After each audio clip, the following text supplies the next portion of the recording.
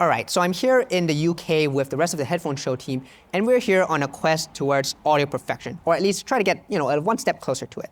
And the way we're going to do that is by using these little in-ear microphones. You can see these microphones, see how they look like here. They're really, really small, and they're effectively surrounded by this support scaffold structure, which allows us to place these microphones in our ears, kind of like this. And what happens with these microphones is that once we have them in our ears, we can put our headphones on and then measure how these headphones sound on our individual heads. Now, you might be saying then, well, why do we need these if we already have the B&K 5128 or the grass rigs? Aren't those sufficient? Or rather, you might flip the question and say, why do we have the B&K and grass rigs if we can all just buy these in-ear microphones and have it individually on our heads? And the answer to that is that these mics only provide us half of the equation. The other half is that we have to get our HRTFs measured. And what I mean by that is that you think about how sound comes and interacts with our head. Sound bounces around our torso, bounces around our heads, bounces around our ears to our heads into our ear canals, right? That is what is known as a head-related transfer function, or HRTF.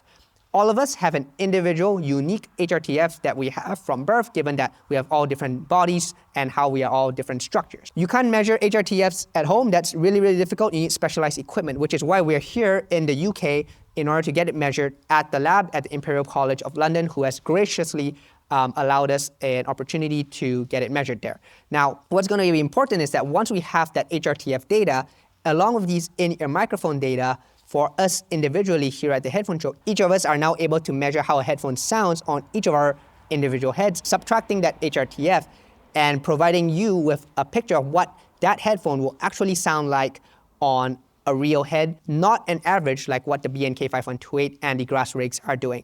So to be clear, those rigs are not going anywhere. Those are still very, very important data pieces. These are more supplemental data pieces that also add on to the greater picture that we have for headphone measurements overall. And along the way, I think we're going to learn some very interesting bits of insights as to, can we truly EQ one headphone to another with these in-ear microphones, because it's on our own heads and we capture direct information that way? We might be able to, right? So there's a lot more to come, and keep in mind, once you have this information, it's not just for headphones. These microphones can also work for speakers as well. So that's something I'm very keen to test on my own too.